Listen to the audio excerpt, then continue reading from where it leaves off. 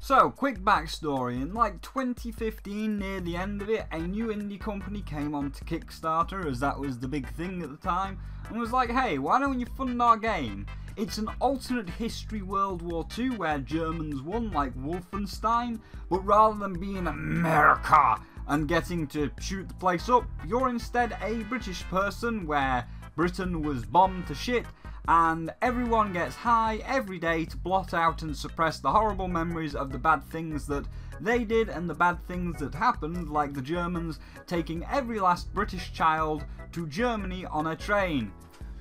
Field trip to the Auschwitz! Way! And, yeah, it's more about survival and dealing with crippling depression, or happiness as a kind of balancing act. Being depressed because your bro was one of the kids that got taken to the Auschwitz on the train, and when you're depressed it's easier to do stuff, or taking your happy pills and being coked up, because if you're not happy on your happy pills, then all the rest of the druggies will send the bobbies after you to beat you over the head till you are left bleeding to death, and then they will just throw you in a sewer to die. So that's fun. Well, that's an interesting concept, so sure. But how much do I put in?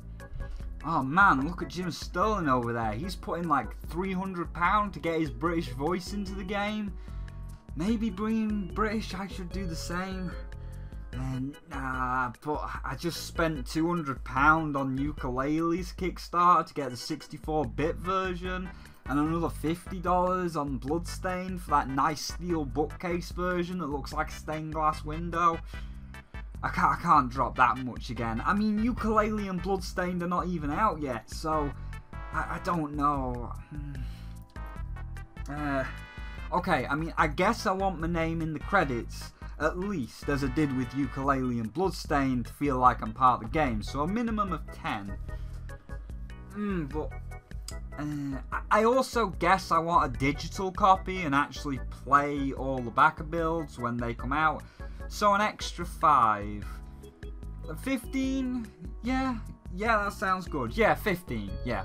So, I backed this game for £15, and I'd like you to keep that in mind, that I paid £15 for this now £45, $60 game.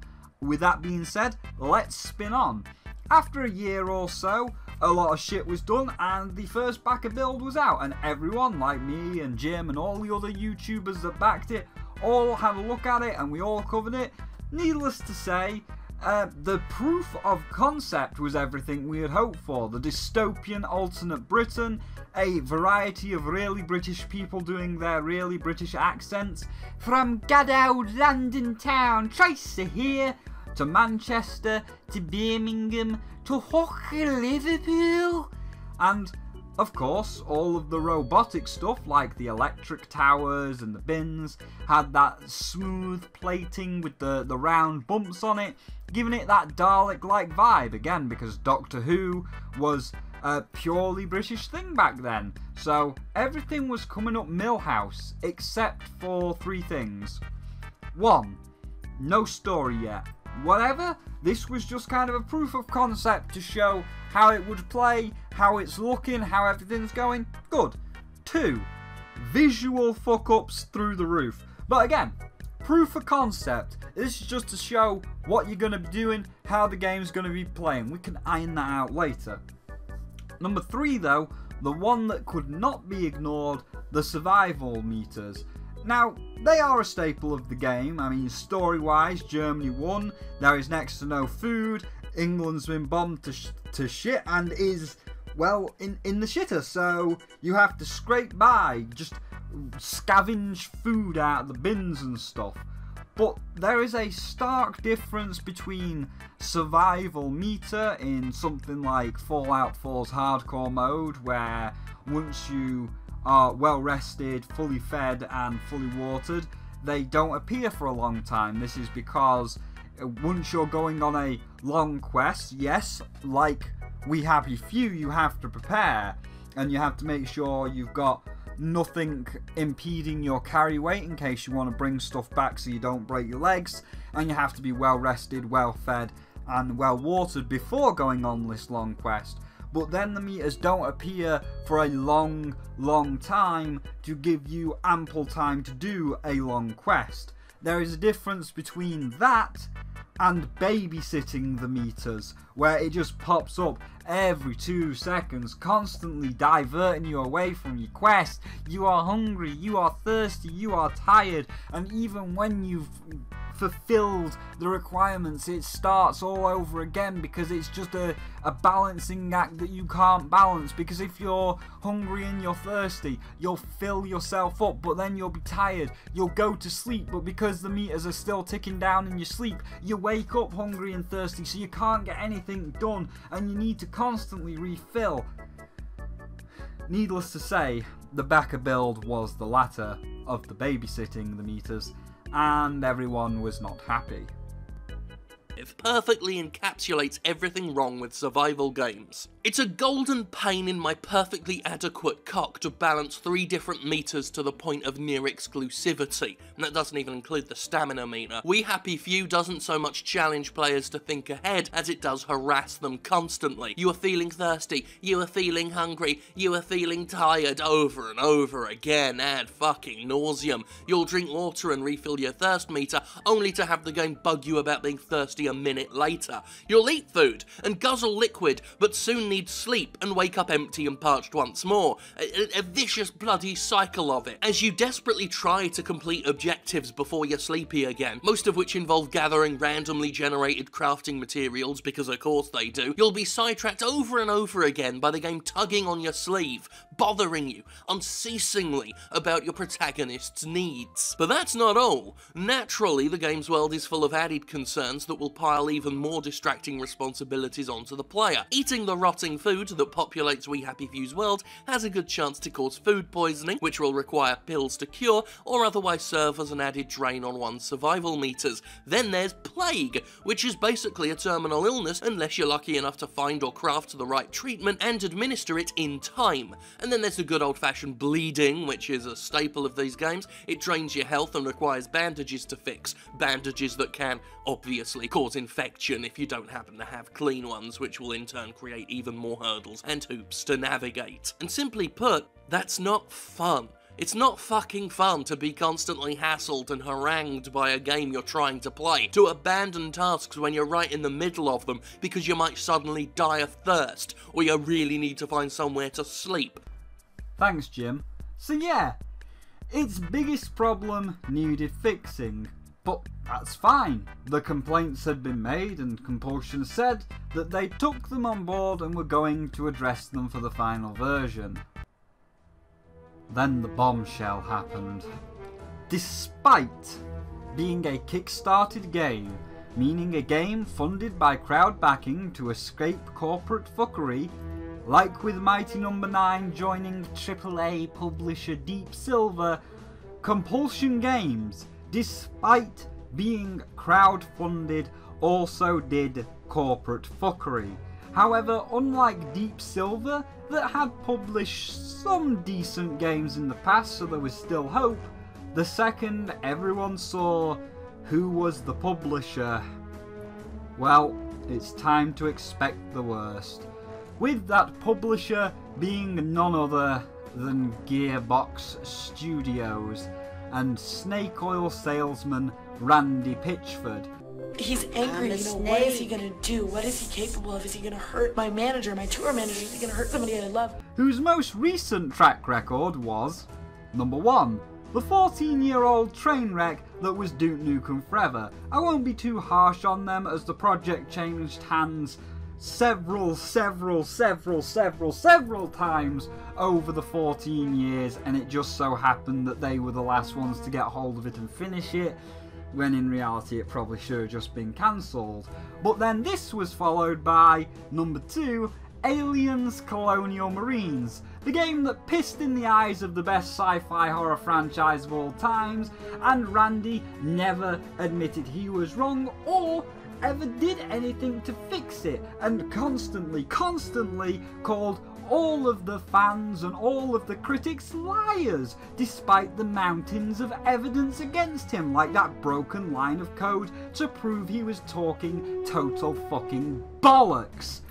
This was then followed by number 3, which was Battleborn, a mediocre hero shooter that came out the same week as Overwatch, and well, look how that turned out, with of course being followed by number 4, the re-release of Bulletstorm, or in this case, Bullet Shitstorm, adding paid DLC on day 1, of course, of Duke Nukem, which after Duke Nukem Forever that drives down the value, not increases, but whatever, as well as partnering with G2A, the scummiest of the scum in the PC market, to the point where British PC gamer Total Biscuit made it public that if Gearbox went through with the partnership, that TB would use his large following to boycott the game, being that Gearbox was about to do business with a very suspect site that had been accused of stealing credit card information for many years, as well as a lot of other shady shit, and there was a lot of evidence to prove that they are most likely doing that, but that's a story for another day. This, dear folks, is the company that Compulsion said, yes, this is the one. Not Nintendo, not Microsoft, not Sony, not Sega. Hell, being Crash Bandicoot was fresh out at the time and everybody loved it. Not even Activision Blizzard. No. Randy, go fuck yourself, Alien fans, Pitchford. Well, fucking shit. This is not going to end well. And yeah, it didn't. Within 24 hours, 24 hours, a single fucking day, within a single day of Pitchford getting Compulsion games, We Happy Few was turned from an interesting idea into cynical AAA garbage with all the trimmings. The game was no longer a reasonable $30, Randy pushed it up to the full AAA price of $60. $60 for a crowd-funded game that would hardly have the content to hold up the price, but, you know, it's a AAA game now, and AAA games cost $60, so it's $60. A deluxe edition that comes with a load of plastic tat, the game not included of course, as most AAA deluxe editions nowadays always come with game not included, and of course, the Season Pass! Trumpet noises. Yes, the Season Pass, the game industry's favourite way of honouring dire straits, the logical endpoint of pre-order extremity, where we're expected to pay up front for downloadable content that you can't really justify either way. Either it's pre-planned content, in which case you wonder why it wasn't in the expensive game to begin with, or it's not been planned at all, in which case you're expected to pay for literally fucking nothing until something materialises from within the developer's metaphorical arsehole. yes, the Season Pass! Again, a crowd-funded game that had no plans for any kind of DLC. Well, you better make plans now, as this is a AAA game, and AAA games always need to sell a Season Pass. So, here's the Season Pass. And of course, Randy just had to also make the Season Pass pay to win, as by buying the Season Pass it gives you access to the Jolly Brolly umbrella, but unlike regular umbrellas in the game, the Jolly Brolly will never break. Ever. And like normal brollies, it also causes bleeding to make enemies die a whole lot faster. So nice, you dick. And with that, we spin around to the current day. The game is out, people have played it, and this is We Happy Few. Shiny happy people.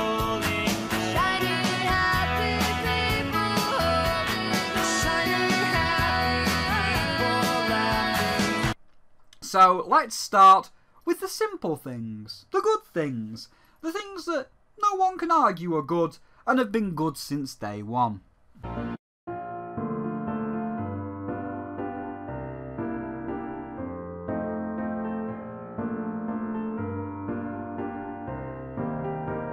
From the concepts on Kickstarter to the backer builds, the graphics have remained a constant, just polished up to a nice degree.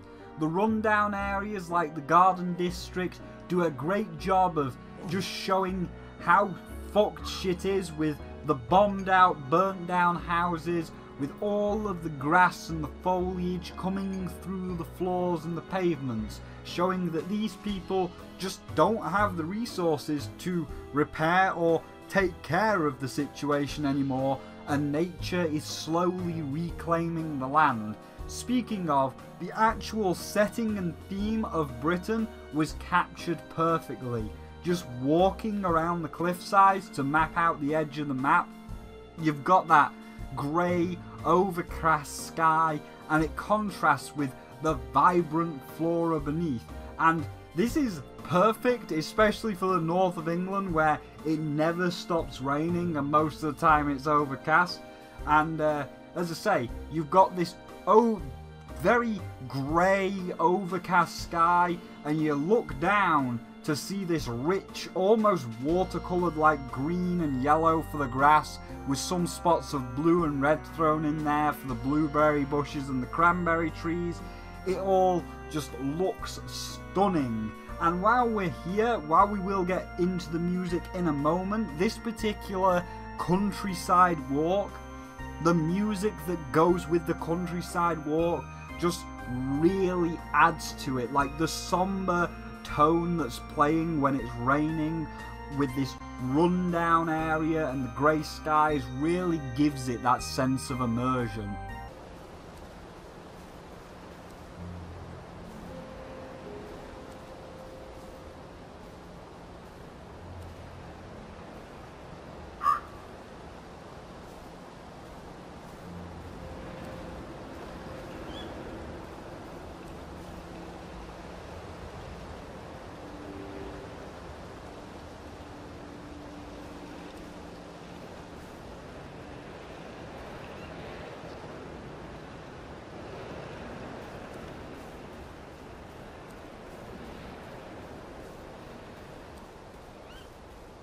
Nice. And the same goes for the happy side.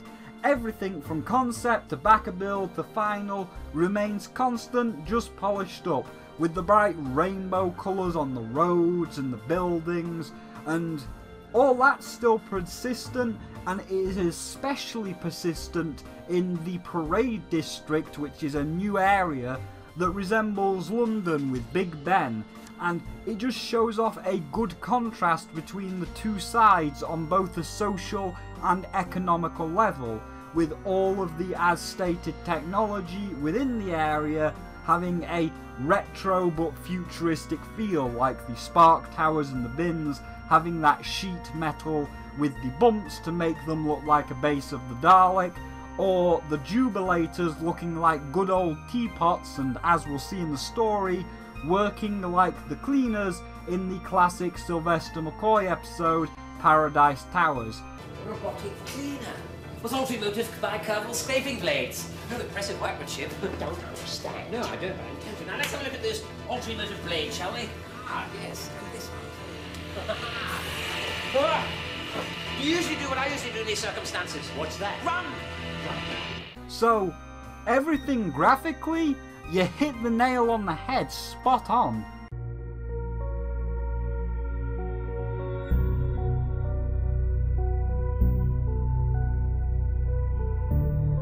Same could be said for the music, both original and licensed maybe.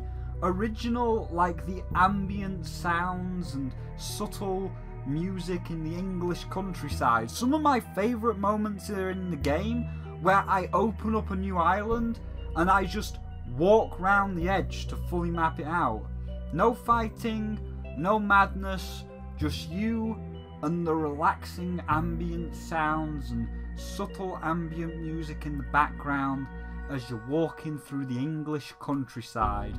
And again, the contrast to this being from Happy Smile Town with the upbeat music that captures that psychedelic 70s and 80s music, man. Like the song that is more than likely going to get me content ID'd when you're riding the Dubulator.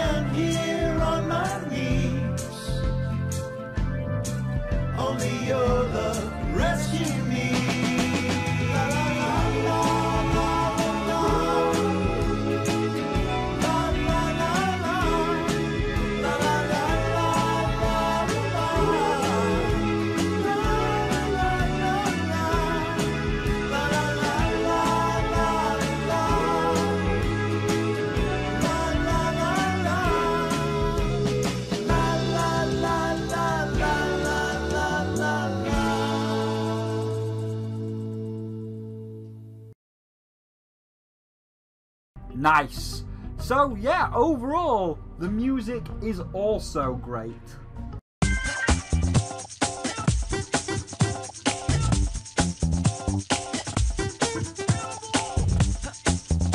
So I'm going to give these an aside and their own little section, as while they are part of the gameplay, well, you all know what's coming in the gameplay, I want to give these a shout out before that. So in terms of the side missions, they are really fun and unique, and there are a few fetch quests, but much like Yakuza 0 and how you just do all this stupid shit like collect Scalextric cars to race on this giant Scalextric track for trophies, or teach a girl how to be a better dominatrix by letting her dominate you, here it's the same kind of deal, where it's not all just fetch quests, there's a lot of weird little different things for you to do.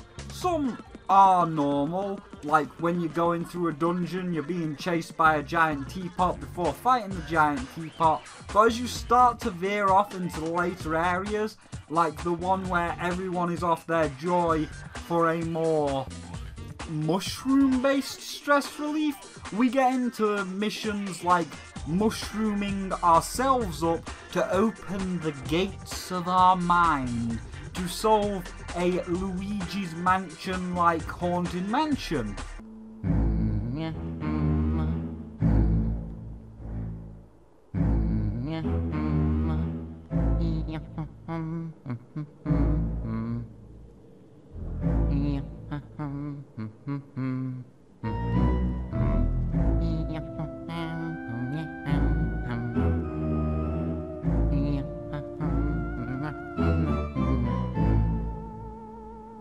Where the cultists have real magic.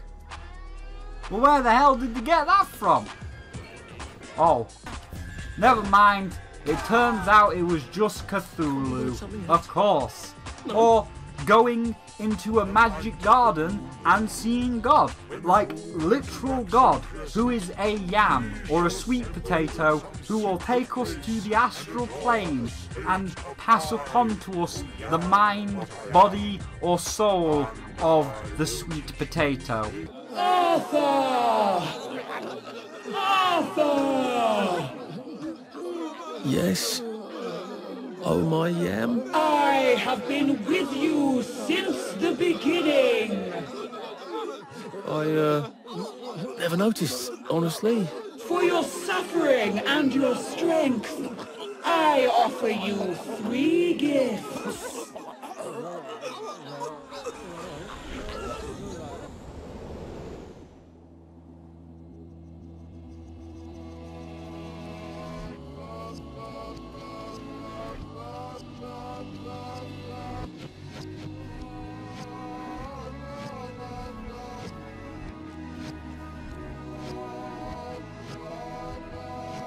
Let me give you the digestion of the dog, and you may more safely eat food that the blight has taken.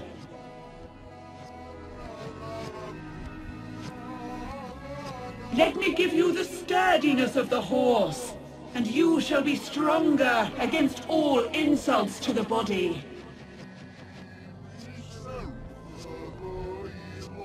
Let me give you the stamina of the wolf, and you shall run longer without pausing for breath.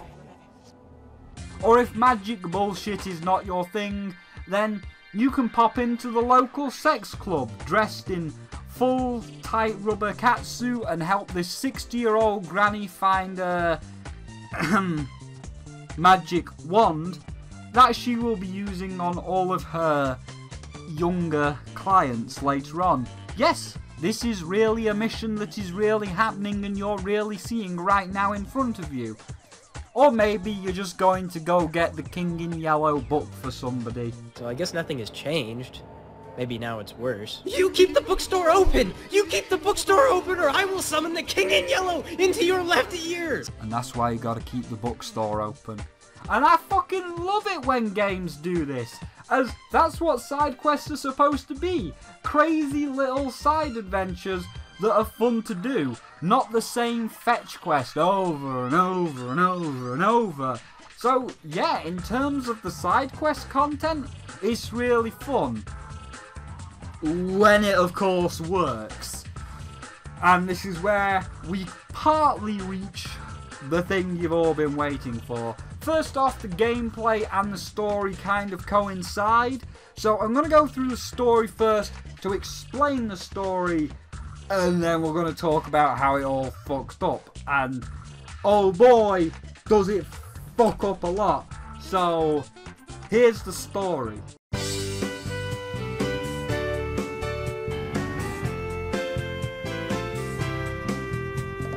So, the story is good. It has a good setup, beginning, middle and end, with some twists along the way. So, to show everything, you can't really. I'm going to skip some things out and it'll make sense during the gameplay. But it starts off with everything obviously not really in the best situation. We are in the Depression of England, which has surrendered to Germany, when the Germans rolled up with their super advanced futuristic tanks, lining them all up along the coast to blow England to shit, and using the children as the ransom, with our brother being one of them children. Pretty shitty, but as we go deeper into the story... The eyes! The eyes! Oh god, the eyes. Wait a second, why is everyone seeing eyes? I mean, I get that some of them are high, but when hallucinating, hallucinations are based on what your own brain is thinking and perceiving at the time, so how is everybody seeing the exact same shit? Then later on... They were made of paper mache. Yes, the stuff you'd use in school to make arts and crafts. They used that to make the tanks outside the town. The Germans were faking it. The tanks were fake. And yet, somehow, the British army there didn't try to fight back one iota. Nobody fired a single cannon. Nobody tried to launch a single bomb at the tanks. Nobody even tried to spy things out until the game's events themselves happen, Nobody bothered to check to see if everything was on the up and up. Nobody tried to sabotage them. Wait a minute. All them super tanks were not real. They were just made of paper mache. Nah, hold on. Surely someone would have noticed at any one point. Something is really going on here. Then, later on in the big factory that's bursting joy into the air, we find the creator of the joy and his lab and confront him for the twist. Wait, hold on, what? Now something's really not adding up here. Of course I'm skipping bits and you'll see why in a moment. But then we get to the end of the game and yeah, things are adding up a bit more. If you need a hit then okay, there it is, but there's still some things that I don't quite understand. And then we break quarantine, we open the gates of hell, and the sky becomes riddled with the eyes that we mentioned at the start.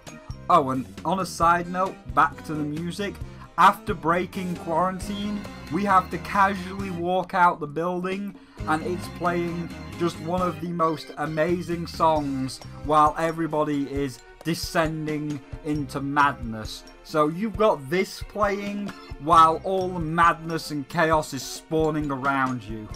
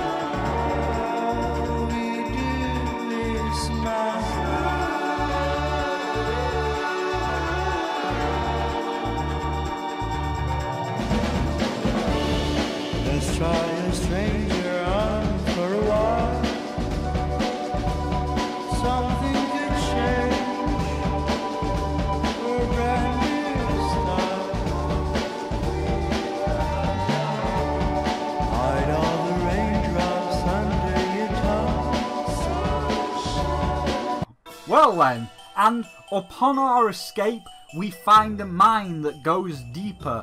Miners overtaken by the power of the crystals. This guy, he was just a nice guy. He was just talking to me.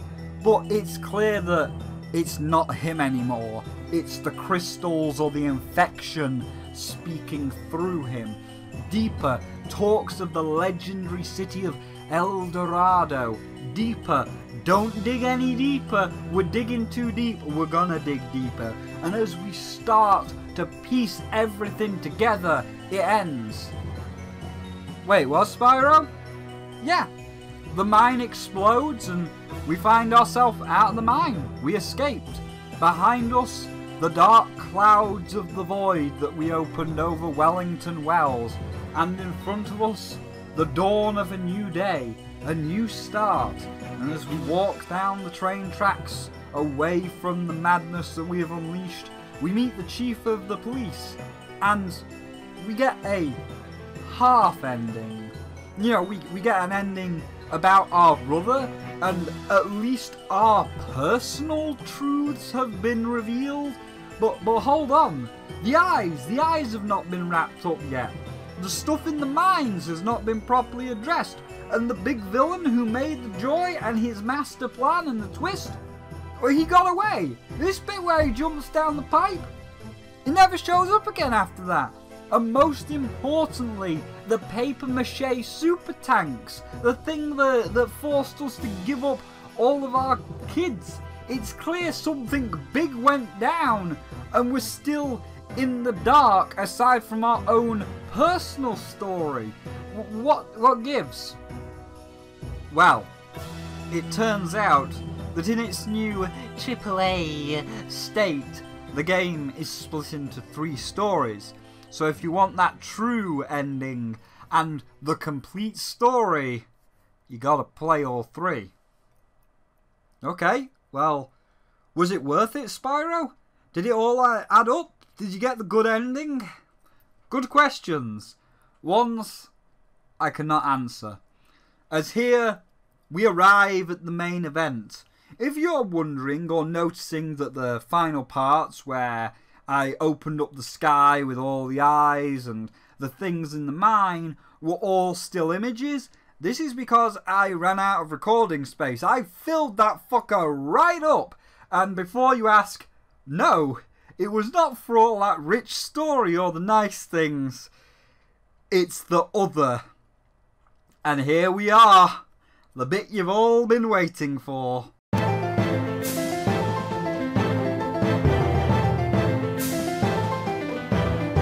So, before we do the thing, let me say this. The gameplay is pretty good when it works. And when you're playing Arthur, and only Arthur. And again, when it works. So the main survival gameplay is fine.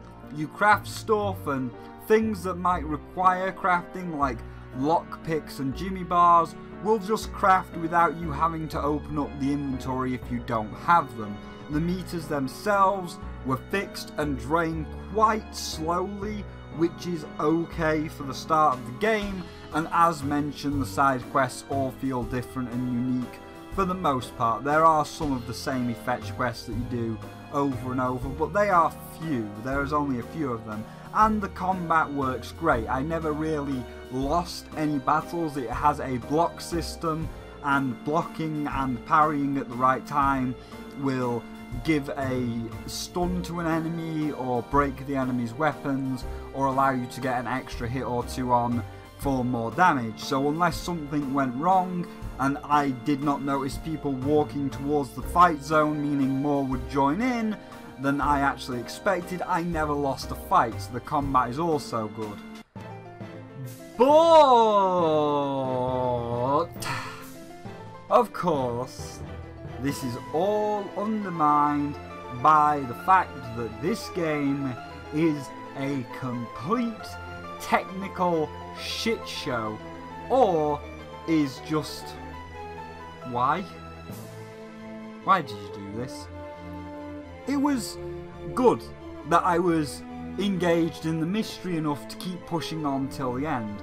There were points where shit just fucked up and I was groaning. But then we had the thing with the paper super tanks where it was all a setup. Okay, I'm annoyed, but I am still very intrigued, and I will overlook this transgression till I have to type the review, as now I do want to know why everyone has been set up. Some more shit goes wrong. God fucking damn it! Just... ah! But hey, here's the evil man, his master plan, and his twist.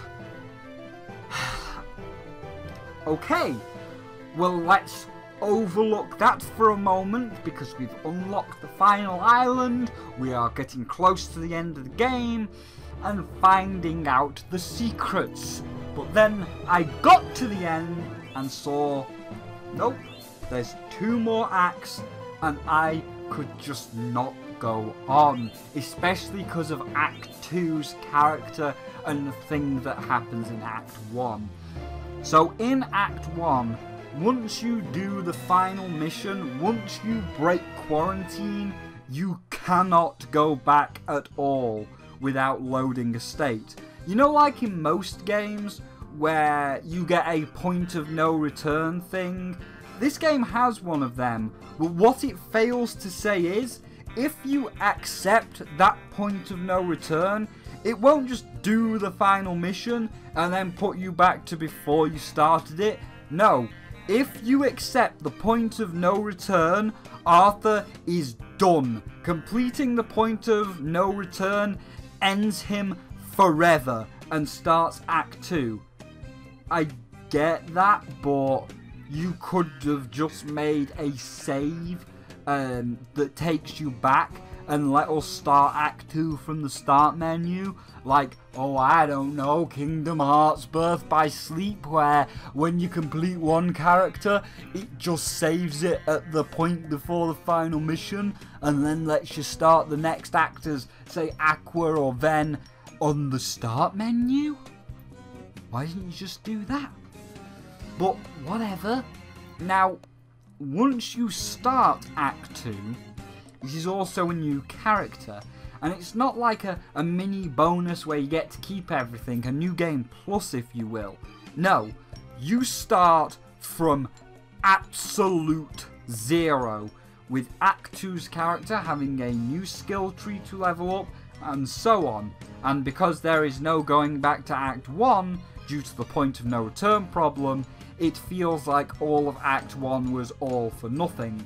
As it does not start where Act 1 left off, it is a birth by sleep situation where it shows what this character is doing after Arthur met them and left to break quarantine, with quarantine yet to be broken. So it feels like Act 1 was a massive waste of time, and I've been reset to 0 to do it all over again, and I said no. I played 1 single hour of Act 2. Part of it had to just be got on video. Even if it was just shitty mobile phone footage, I had to get a little bit of it on video, as after the first opening mission of Act 2, I was just done. It wasn't the bugs, it wasn't the glitches, it wasn't technical fuck-ups, it's one mechanic that the second character has. Play the video!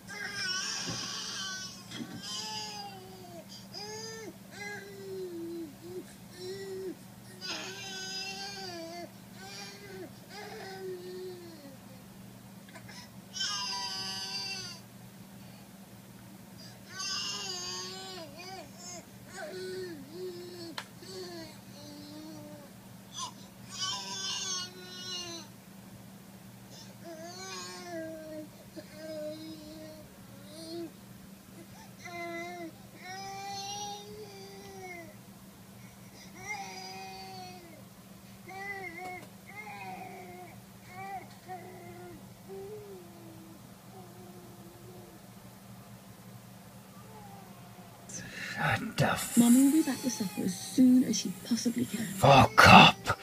Shut up! Shut the fuck up! Shut the fuck up! Shut up! Peace. Yeah! There is a fucking baby meter. When in the house, it never, ever, ever, ever stops screaming. Ever. And even after you feed it and change its diaper, it never ever stops. And when you're out and about, the baby meter is going down because you're worried about the baby and not the collapse of the world around you. And if the meter hits 0, you die. Your life is in the baby's hands and it fucking sucks. Like, the survival meters in Arthur's part were kinda shit, but eventually you can ignore them, and we'll get into that in a moment. And even if you do hit 0 hunger, 0 thirst, 0 tiredness, all 3 at rock bottom, you don't die. Your lesser, like your stamina, is cut off with this red bit and you can't run as fast, but you don't fucking die. But here, you're basically, this fucking baby meter basically adds a death timer on top of all of the broken bullshit. And I said, no, I'm done. Speaking of the moment you have all been waiting for, this, my friends, is where everyone is in agreement that this game is fucked, and no way in any shape or form worth $60, £45 and a season pass. How fucking dare you? This game is a train wreck on a technical level, every fucking technical level, to the point where it needed a 10 gigabyte, a 10 fucking gigabyte day one patch. And guess what? If any of that shit happens after a 10 gigabyte day one patch, because you know how much data that consumes? Oh, that will be blood. You know what? That face, I will not be impressed. That will be my face, except worse. Because you made me use a fucking lot of data for a 10 gigabyte day one patch, because you couldn't be asked to fix your code before release, you asshole. Oh, by the way, spoilers, alright? Okay, nice. This picture of Smolder. Yeah, that is actually me. I'm Smolder right now, and my face isn't happy because even after a 10 gigabyte update, all that shit still did happen. I mean, just look at this guy. He's threatening me, he's attacking me, and he's just fucking sliding around on the ground. It's 10 gigabytes and he's still sliding around on the fucking ground. So, yeah, spoilers, alright. Nothing really got fixed and Smolder's not very impressed, alright. Back to the main video. Yep, that's right, past Spyro / Smolder. It didn't fix a fucking thing. You lose! You get nothing! Good day, sir! Okay, maybe one thing. In Jim's review, he said, Jesus jumping jack flash, the screen tearing, the bloody screen tearing everywhere, and the way... Now, across the 29 hours I played it, I saw no screen tearing, so never mind, I guess it fixed one thing. But everything else, the frame rate is still fucked. Why? Floating tree, bad frame rate, floating tree, bad frame rate. And on that note, just to respond to Caddy and a few others. Right, Caddy, I don't know how big of a PC gamer you are, but over here in PC Town, especially for situations like this, we reviewers in the PC gaming space have what is called a Total Biscuit PC. Not as ridiculous as his, which was like $20,000 triple screen 4 graphic card super PC, but most of us aim for that high-end PC. That way, if any little dirty dev or big AAA dev says to the reviewer, your PC can't handle it, no, it can. Mine itself, over the course of several years, has cost me £5,000. That is close to $7,000, with 2 graphics cards of a GTX 1080 Ti and a Titan, a 8-core processor, and a motherboard by Revolt of Gamers, a motherboard specially designed for gaming. Trust me, my PC can pretty much handle anything you throw at it. And when Caddy says, total toss. Seriously, the performance of this game alone is enough of a reason for me to not recommend you getting this game at all. I got this on Steam, and no matter what I tweaked in the options or what graphics settings I went with, most of the time the game skimmed heavily between 60 FPS to as low as 10 FPS all the damn time, with no consistency. You can say this is my PC's problem, and yeah, I thought so too, until I remembered firstly that I was playing Far Cry 5 in high to ultra graphics settings with practically no frame drops at 60, and then tested out Doom at high to ultra graphics on my PC just to double check. And once again, it ran as smooth as butter no matter what the situation was on screen. So then I went with the lowest possible graphic settings and resolution out of curiosity, and wouldn't you know, the game still ran like shit. So then I figured I'd go with a slightly higher graphic setting just to make it look a bit nicer if it wasn't going to make any difference to the frame rate. Well, Caddy, if you are playing any game on ultra settings, especially a very particle heavy graphically intensive game like Doom 2017, then yes, there is nothing wrong with your PC, and the PC you have got is at least a pretty decent one to run stuff on Ultra. So don't worry, Caddy, it's not you, it's not your PC, the game is just poorly optimised. As like you, Doom, yeah, I can run that shit on Ultra. Conan Exiles, run that shit on Ultra. Paladins, that shit's on Ultra. Fortnite, yeah, that's on Ultra as well. So yeah, ain't nothing wrong with Caddy's PC, Jim's PC, my PC, or fucking anyone's PC. The game is just poorly optimised and runs like shit. Now, time for frame skipping 101. As when a game runs like shit, it can drop frames to as low as 10 PS regardless of whatever you tweak. Thanks, Caddy. During this time, when the game is running at 10 frames per second, some objects are no longer physical.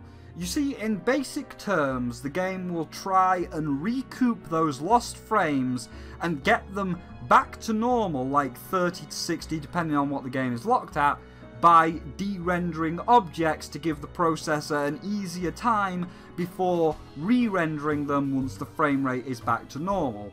In some cases, if we were to take a shooter for example, this is how bullets that you might see hit you didn't do any damage, because if the frame rate has dropped so low when the bullet was fired, the game will de-render the bullet to try and recoup those lost frames, and then the ghost bullet goes through you, and now that it's off screen, it will re-render back into its solid form. But because its solid form didn't hit you because it de-rendered to make up for lost frames, that's why you didn't take damage.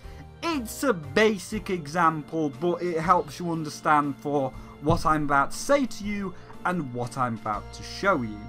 So, in We Happy Few, dungeons are mostly stealth based. You have to sneak through areas to a goal, making as little noise as possible to not alert any guards, or if you see a guard alone, sneak up behind them for a silent stealth kill. One of these dungeon-esque missions takes place in a doctor's. Not a full hospital, you know, like a little local doctor's that's usually 2 floors, where you go into the reception and then you wait for the doctor to call your name, and there's usually about 3 to 4 examination rooms on the 2nd floor, and a little chemist to buy the medical supplies once the doctor has prescribed you medication, that kind of thing. This one happened to be 3 floors rather than 2 floors. But anyway, we have to do a mission in the doctors. Now, the doctors are supposed to be the big bads. They can smell if you're off your joy. Spoilers, alright, they actually can't. I mean, the mechanic is completely broken. I walked past loads of them in town with no joy, and they never aggroed. So while they say they can smell your joy, they actually fucking can't. Or if they are supposed to, it doesn't work. But they do have the most HP in the game and drop the best loot if you can kill one.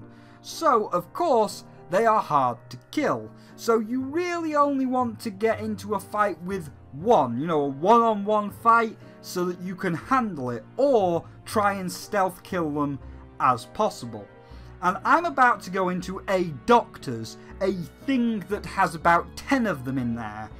Doctors also have the best, most OP weapon in the game, to the point where you literally cannot loot it. Unlike Bobby's truncheon or taser, this gun that the doctors have explode when they are killed.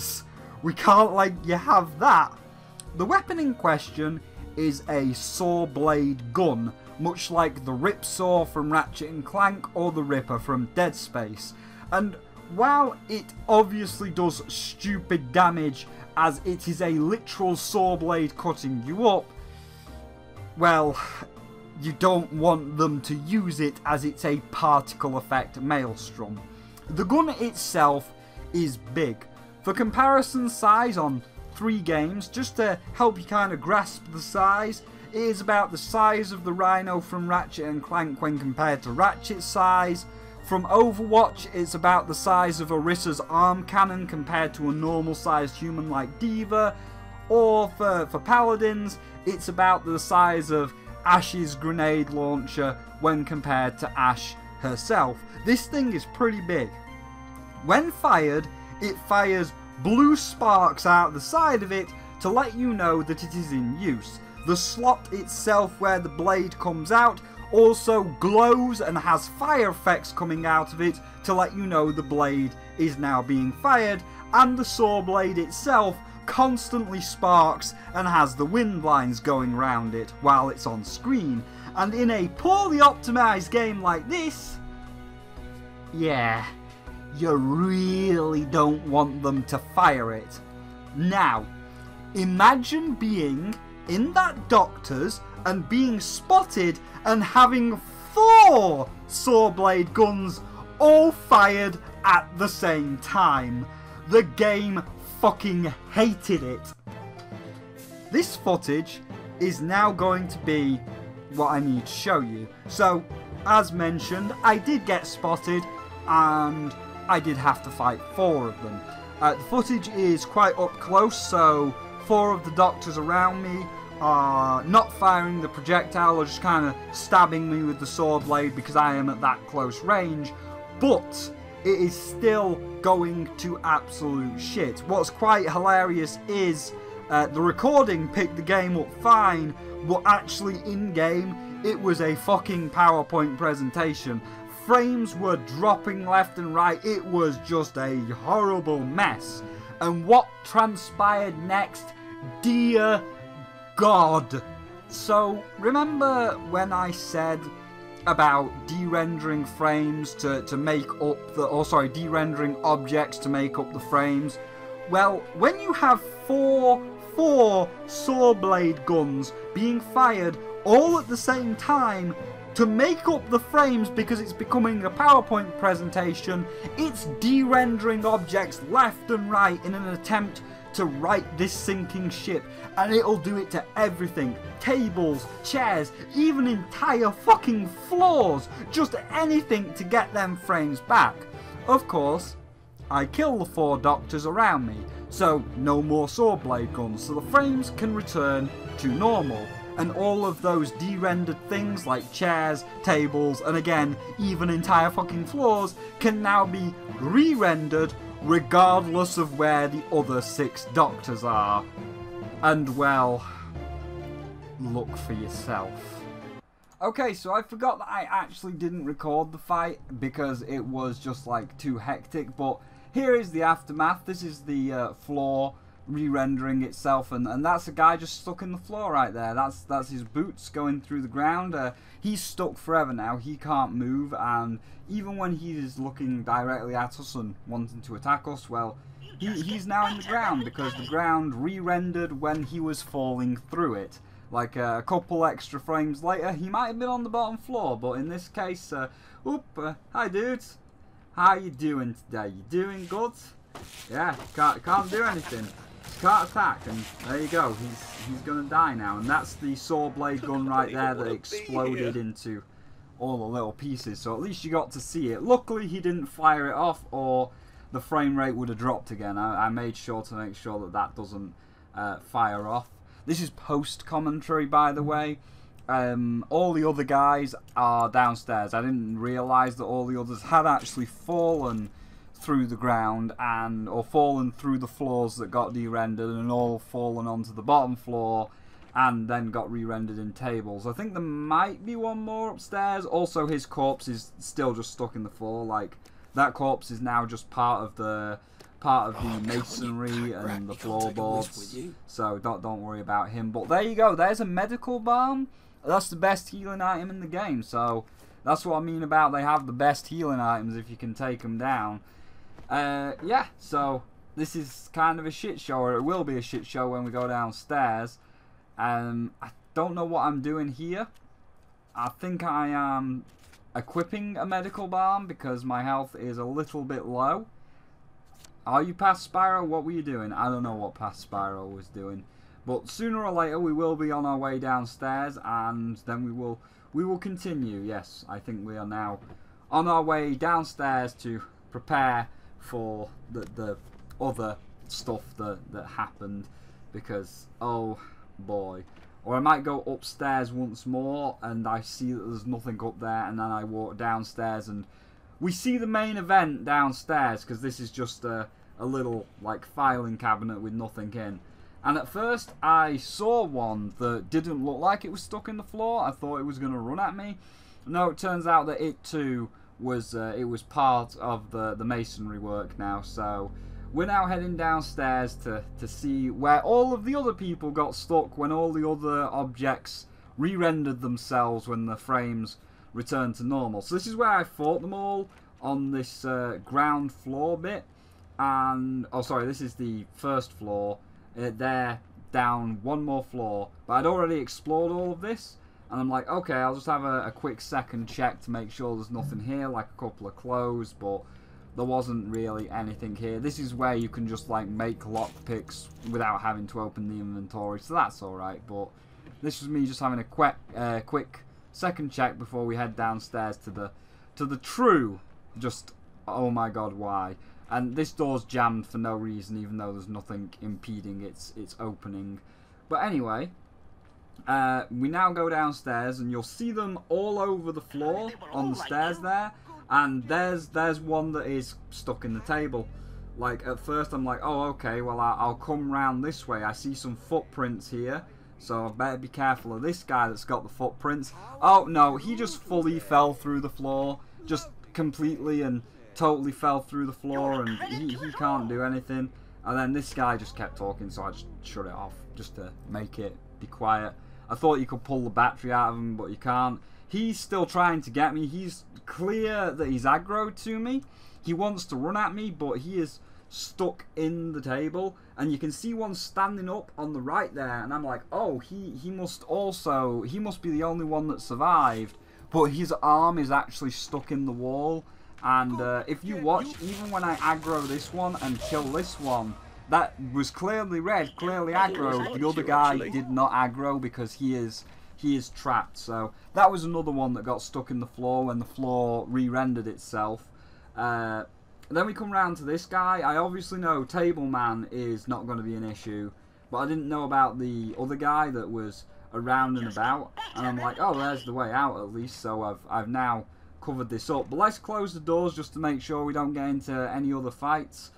Switch this guy off because he's annoying me, and then we'll finish off the other two doctors once we loot this man here that may have some good shit. And he had antiseptic bandages, again, one of the best healing items in the game, so nice. And now we come round to this guy, and I'm like, right, how am I going to deal with this one? Because I really don't want the saw blade gun to go off.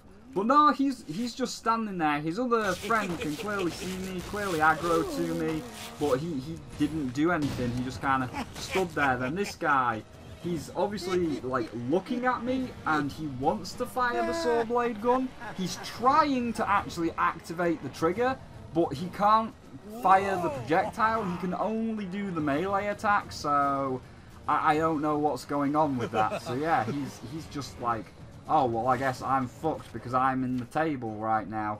So, yeah, that was a thing. And I think there was one more around the corner, but I don't remember.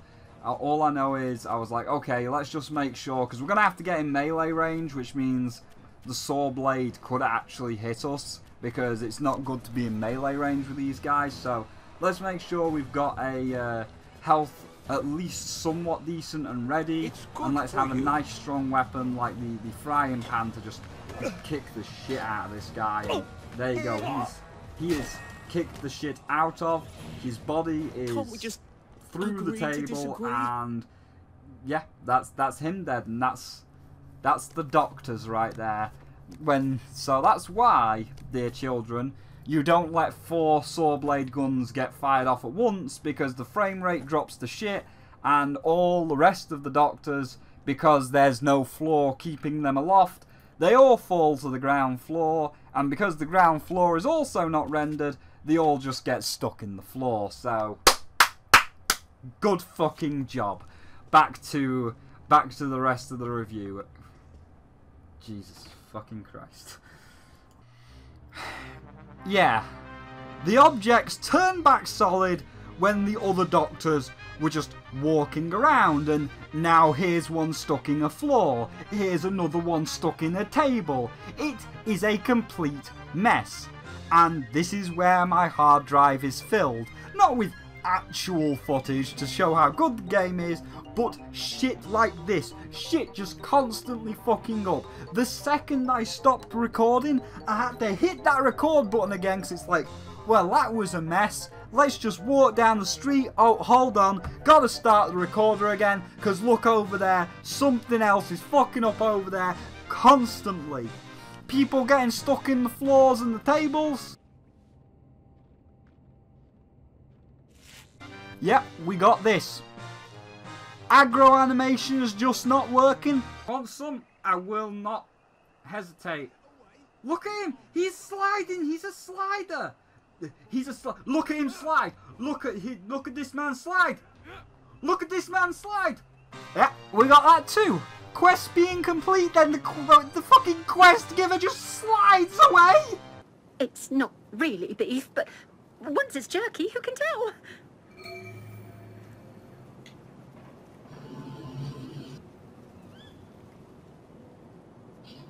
What is it?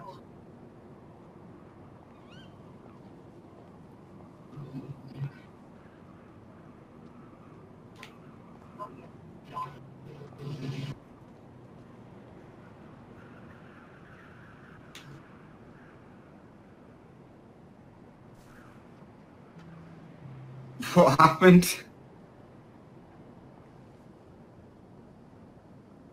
Did you slide off?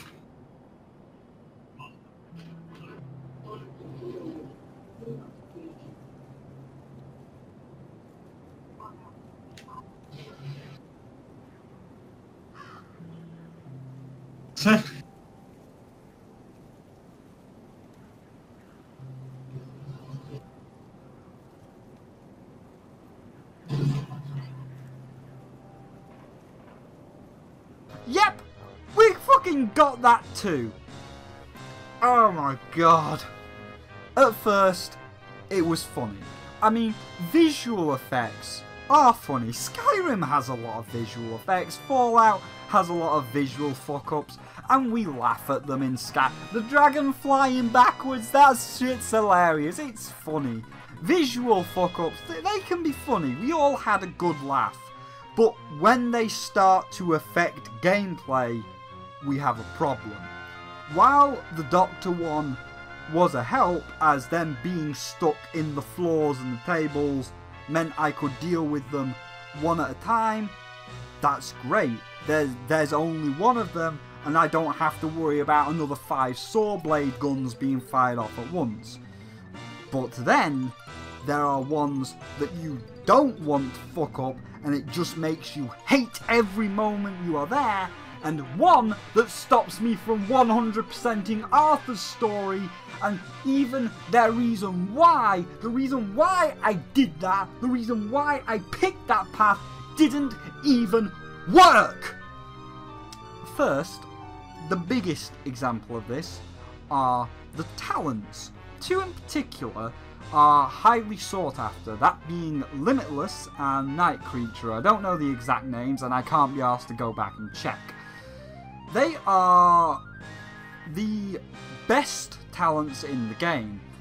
With Limitless, it's supposed to remove the survival meters, or at least the negative status effects of the survival meters, as when it says you're hungry, you get a little bit of red on your stamina bar, you can't run as long. When you're tired, you can't run as fast, so if you combine tiredness and hunger, you can only run a shorter distance at a slower pace. Limitless, as it says in the title, is supposed to remove these limiters. It says it in the fucking description. Let's read it. Negate all negative status effects. It's supposed to negate them. And it doesn't. Here is me talking about the Spyro Reignited trilogy when I was making my video, and right after I got the Limitless talent. I did save up for the remove the negative status effects one, and it doesn't work. We may even see, so just remember I've got that, because we may even see that come to fruition and not work during the course of where I'm going. So I got an Examide pill, and this guy wants an Examide pill, so we're going to go to him while we're doing our thing. So delay it a month or two, and then you say, oh hey, yeah, we delayed it to finish it, we delayed it to fix stuff. I'll take a month or two delay. Like, there's no need to get mad, because I think the delay is worth it. Ah, now did you see where it said max hunger stamina reduced just before we give it to him? Look, do you see it? Do you see the red bar? Do you see the red bar? Hold on a minute. Shit. Hold on a minute. What's let me read that. Removes the negative status effects of hunger, thirst, and exhaustion. Well, I mean, I'm hungry, and if we look to the sky, I see a big red bar there. I see a negative status effect from being hungry. So yeah, it doesn't work. It fucking doesn't work. And some of them just work. Yeah, it doesn't fucking work. It doesn't fucking work. One of the two most sought after perks in the game, and the other most sought after one, the one that's at night time, that also only works when it feels like it. So the other one, the nighttime one, is to remove the curfew. That means that the player can be out at night. The curfew does not, look at it, curfew does not affect the player. Oh, see that. Shut up. Now we see the violence inherent in the system. Oh wait, never mind. Here I am out at night, and these guys are still attacking me, even though I was just casually walking by. So I guess that's another talent that's fucking broken and only works half the time. As sometimes I would walk to regular bobbies at night. They're fine. And sometimes I would walk past the exact same people, these exact same people, when I'm doing a quest in that area, and these exact same people would say and do nothing. I guess their AI just forgot I had the fucking perk that one time. Then we have the missions that are outright broken. In We Happy Few, there is weapon degradation. Because of course there is. And like Breath of the Wild, weapons, once they've lost their meter, once they hit zero, whatever you want to call it, like in Breath of the Wild, once they hit zero, they shatter like glass. Great. Because it was really fun in Breath of the Wild, and I'm totally not being sarcastic.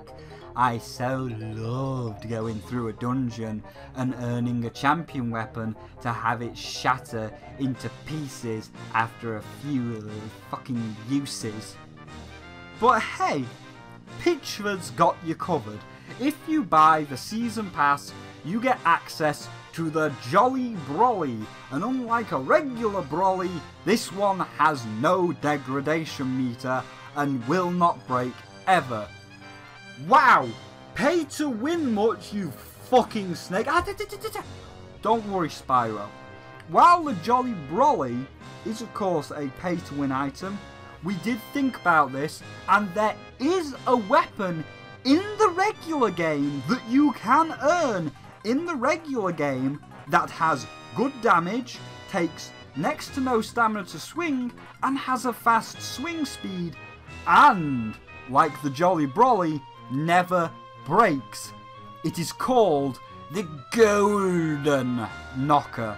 So not only does it never break, but like Overwatch or Ratchet and Clank, it's a gold variant of the weapon, making it not only more powerful than its former self, but it also makes it look nice and shiny.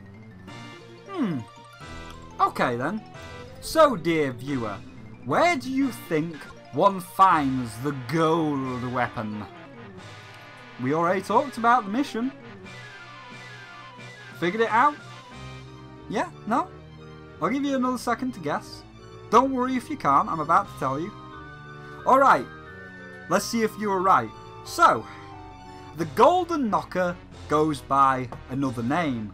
That being the quote-unquote magic wand. Yeah, remember the sex club and the granny needing you to find the key for her magic wand? Well, the magic wand is the Golden Knocker, and in this quest you hear the voice line. It specifically says that it's unbreakable. 100% unbreakable. And in this particular quest, you are given a moral choice to complete the quest. You can either be the hero and give the key back, and that's the end. I guess that's okay if you want a good ending, or you can be a rogue and keep the key for yourself and steal the unbreakable weapon. Is that her magic wand? I could use that as a sort of unbreakable head knocker. Unbreakable head knocker. Unbreakable head knocker. Unbreakable head knocker. Unbreakable. Yeah, you heard him right. That's the voice line. You heard him right. Unbreakable weapon. And given weapon degradation is shit, just like in Breath of the Wild, I'm sure you can guess what I did. I knew she was going to be pissed at me, and I knew there was going to be a fight, but whatever, I've got the golden weapon. But degenerates, it's not even unbreakable! It's not even unbreakable! God damn! It's not even unbreakable. What's happened? Like there was a thing that said, oh, it's golden, it's fucking good, it's unbreakable. It's not. Someone didn't hire Gaeing. And also, I can confirm that the thing definitely does not work. My stamina is in the red despite having the stamina thing. Boy, was that a fucking mistake. So, first off, the quest never completed. Despite it giving me the option of save or steal, stealing does not complete the quest. So now I'm stuck with one quest that I can never ever complete. I got to near the end of the game just before I broke the quarantine, and I attempted to go back and give her the key. I still had the key, but no, the bitch would not talk to me again. So they never programmed the renegade option, they never programmed the bad option as a completion, as I guess they thought everybody would be the hero and return the key and not get something that has no degradation. But more importantly, once in this fight, I equipped my newly gained golden weapon, which again, as stated by the voice line, is... Unbreakable head knocker. Unbreakable head knocker. Unbreakable head knocker. Yes, and after using it... But degenerates, it's not even unbreakable! It's not even unbreakable! God damn! Oh, what's that? What's that? A degradation meter? Whoa, whoa, whoa, whoa, whoa. Hold the fuck up! What's this in the description? It degrades slower? It degrades! No! Back the fuck up! Back the fuck up! The physical spoken word.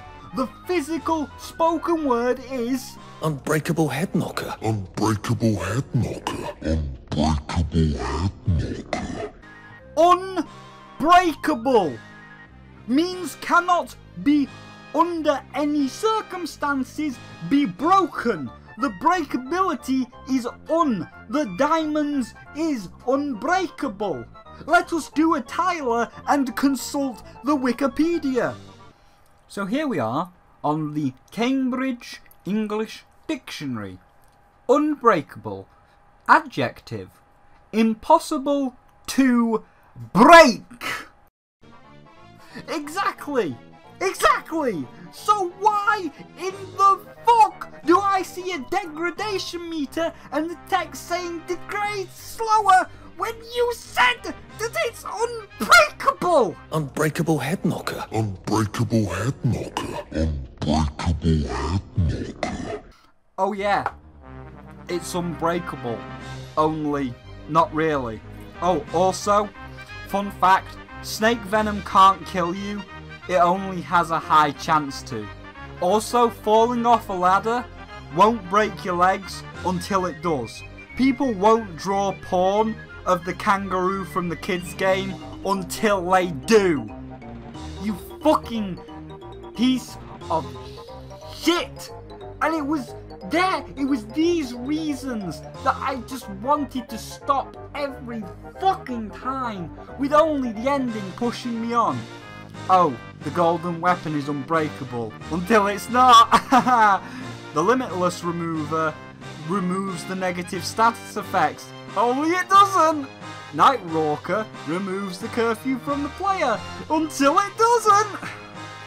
Every step of the way, I was constantly having to fight the fucking game on one level or another, be it to just get the fucking thing to work to a decent standard, or having to just fucking deal with the perks not working, or getting an unbreakable weapon that's not actually unbreakable and it can fucking break, and getting to the end of Arthur's story only to hear, Shut the Mummy will be back to supper as soon as she possibly can. Fuck up!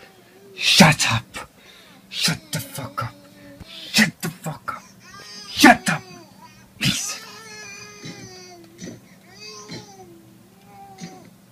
and see a brand new perk tree where half of them more than likely aren't gonna work, just like the fucking Limitless perk with a 10 gigabyte day one patch that I had to sit there for over an hour and wait for. All of it. The visual fuck-ups, the technical fuck-ups, all of it. I was just done. I was just fucking done.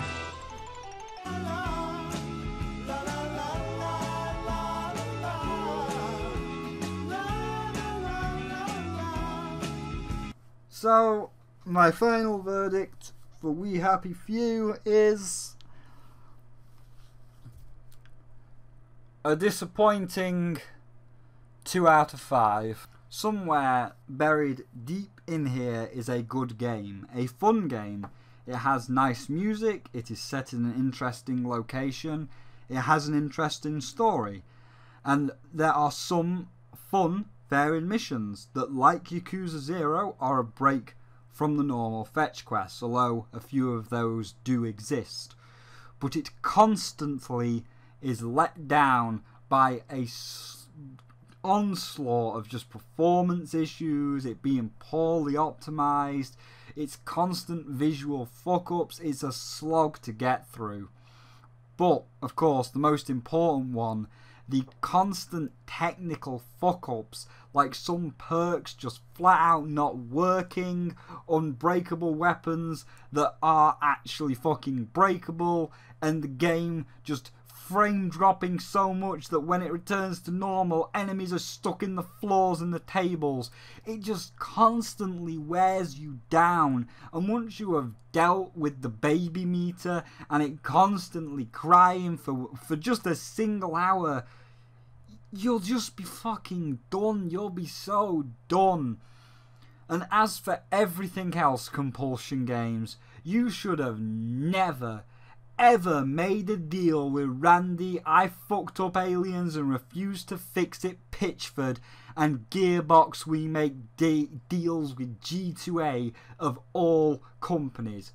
What could have been an interesting indie game is now just another botched triple early access title that might get a patch later, but knowing Randy, probably not. It should have never, ever gone up in this state for starters, and it should never, ever have gone up from its kickstarted $30 price.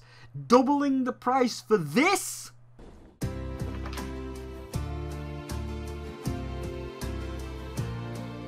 Okay.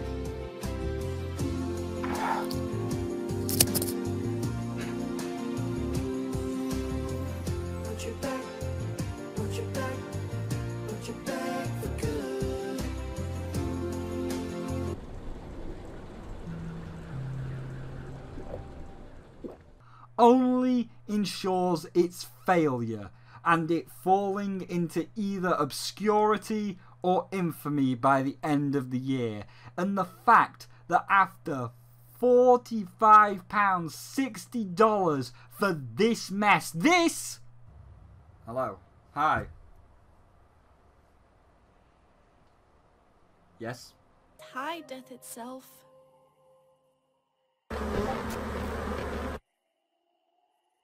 Nice.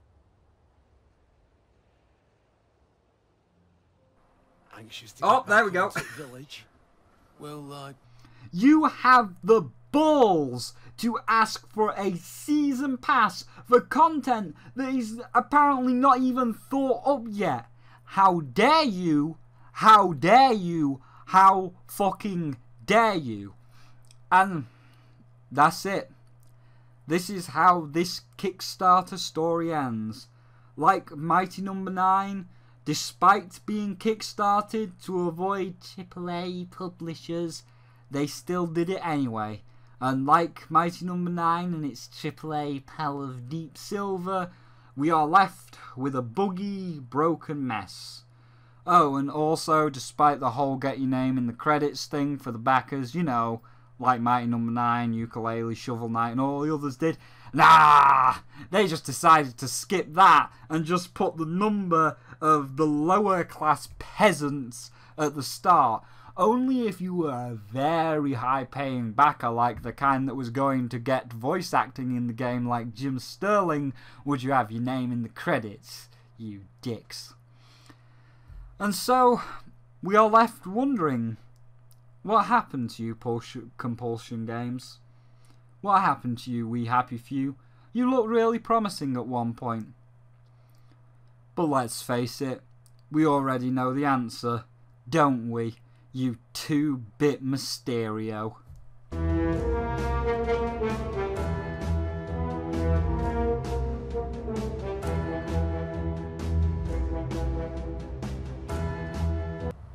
Hello.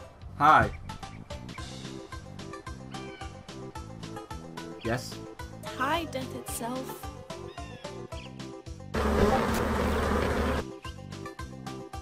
Nice.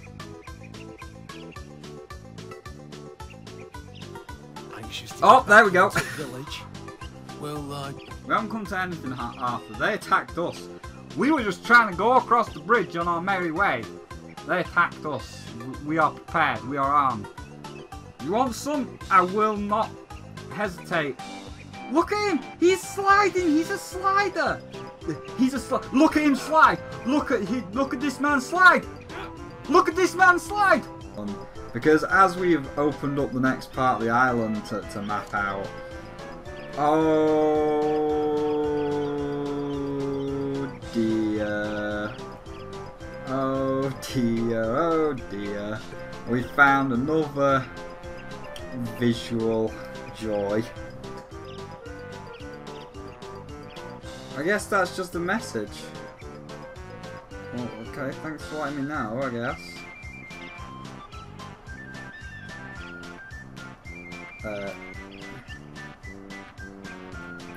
Well, I found another one, the doors. Sir, I think there's something wrong with your door. Your door is invisible, sir. Oh. I mean, it looks like you're having a good time, so I'll leave you alone. You just may want to check the visibility of your door. I just realised.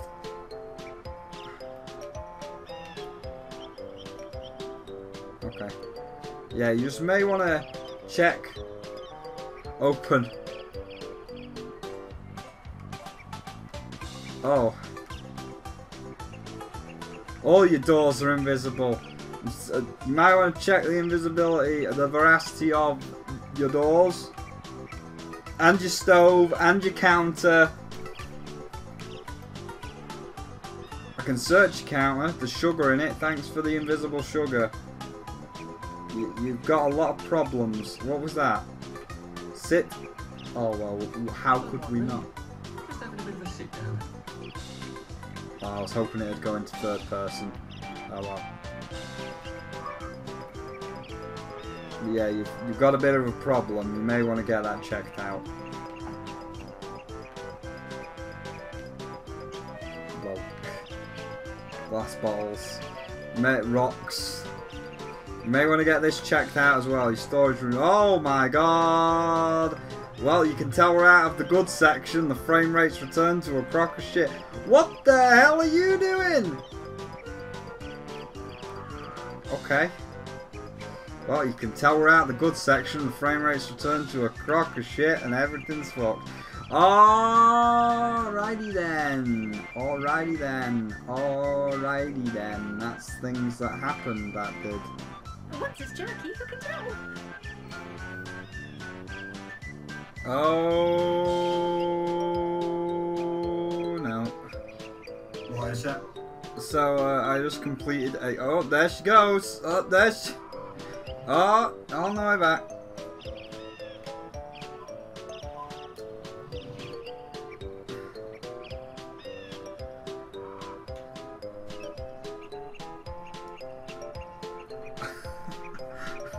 What happened?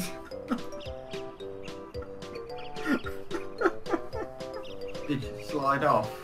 I just completed the quest and... Well, yes, she's sliding off, but... she's also just, like, Scatmanning.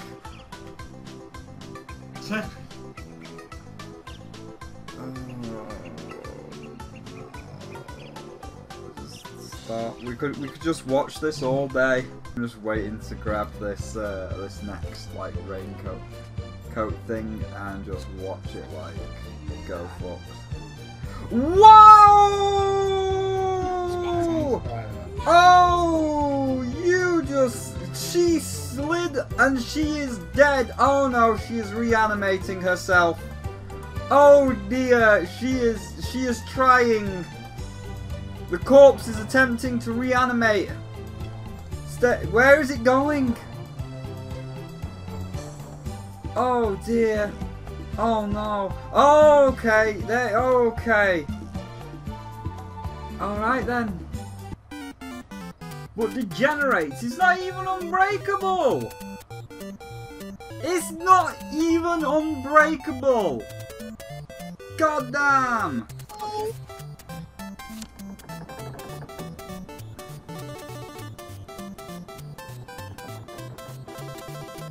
Hello. I'm tired of fighting and running all the time. Been a while, hasn't it? The Bobbies have a thirst on them, you know.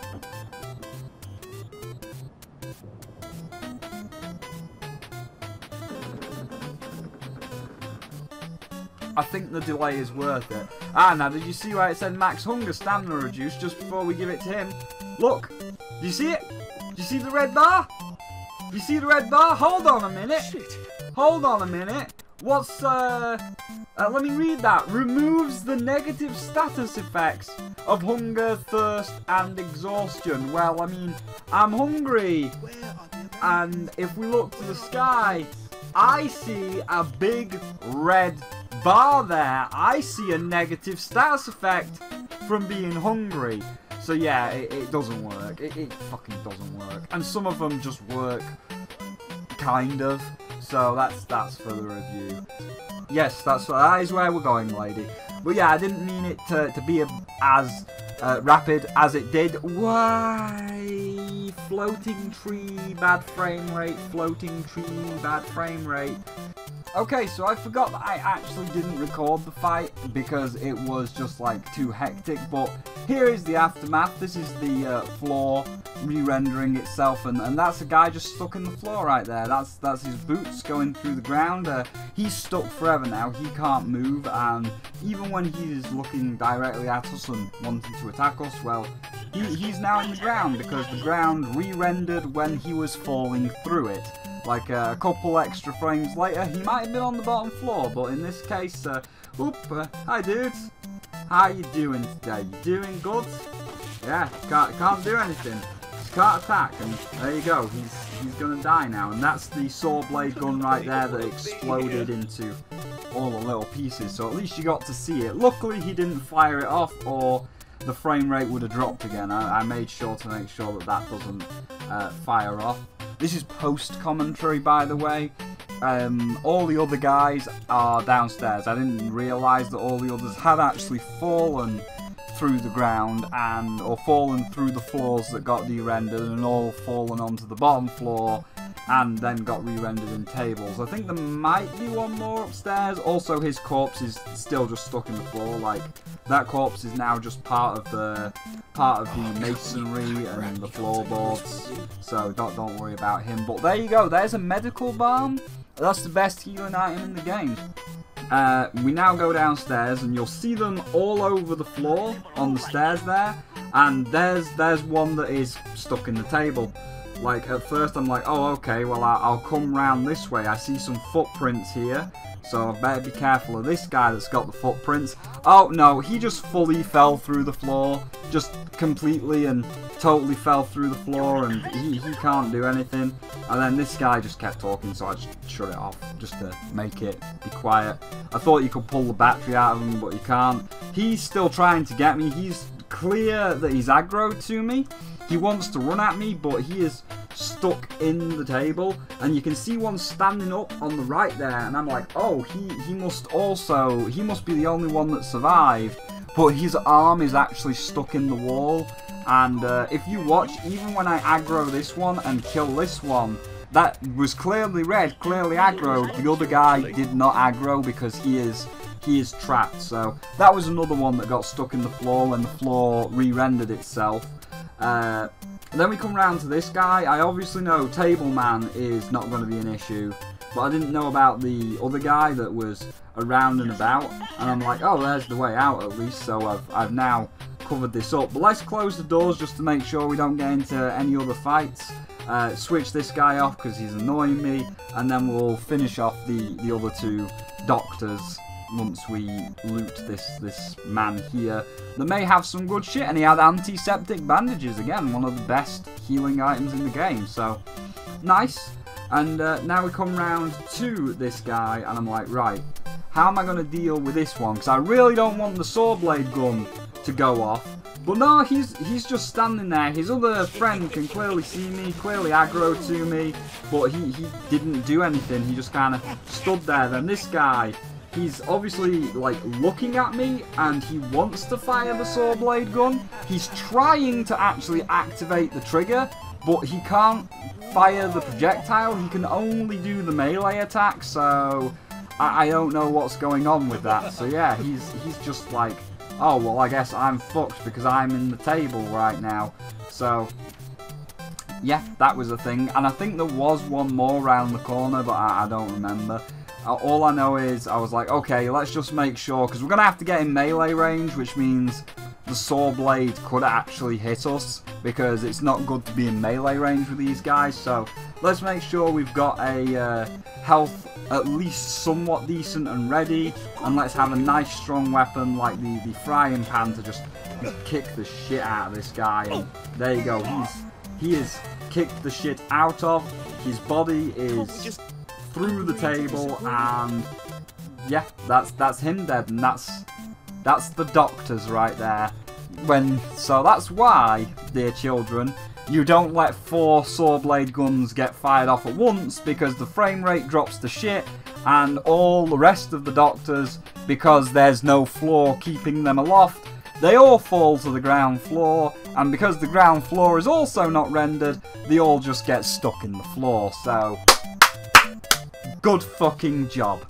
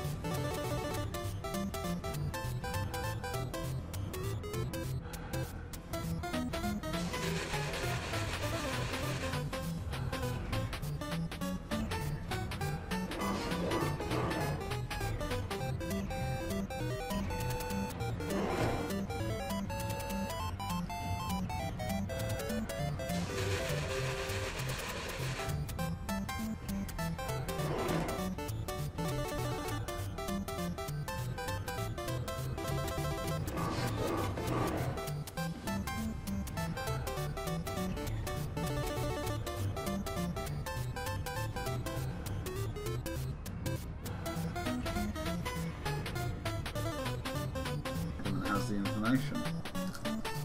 Yeah, no, yeah, so basically.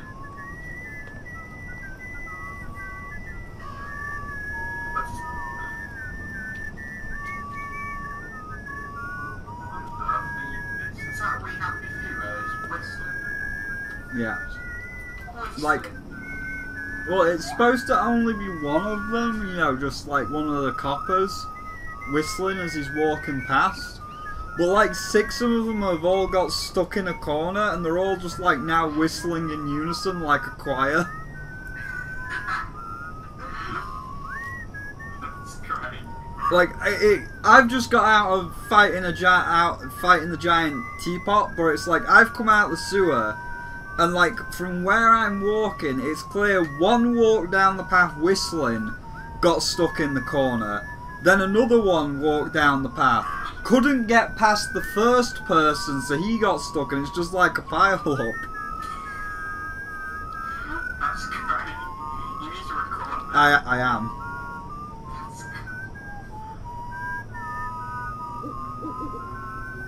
Oh yeah, I forgot they're releasing Monopoly for the Nintendo Switch.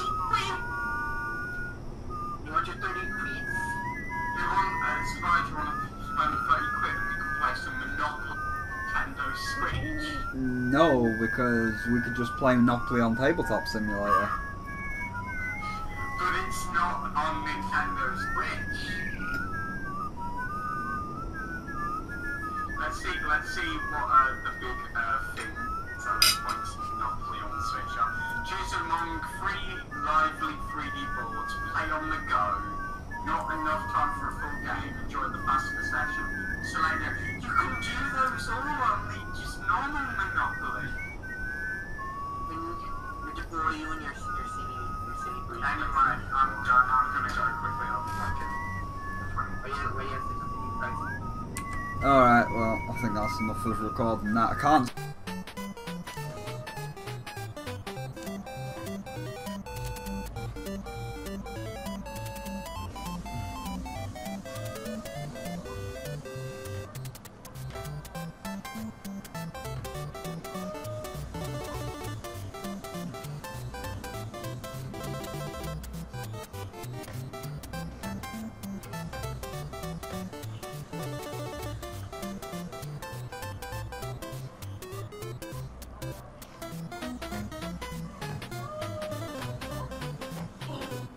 Just relax. Don't question it.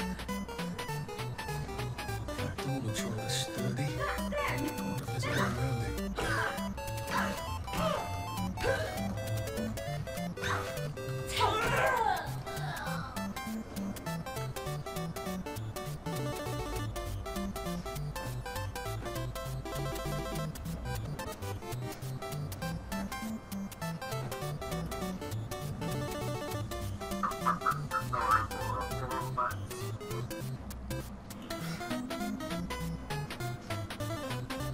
That's alright, you just missed it. Oh no, man, there's another one up there. Jesus!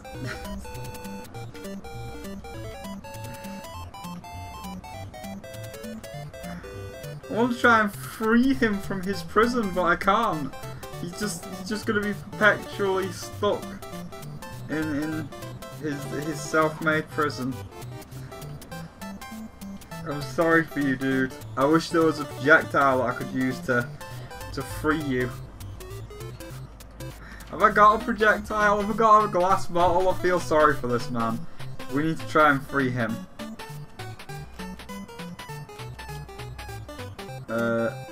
We have no glass bottles. Well,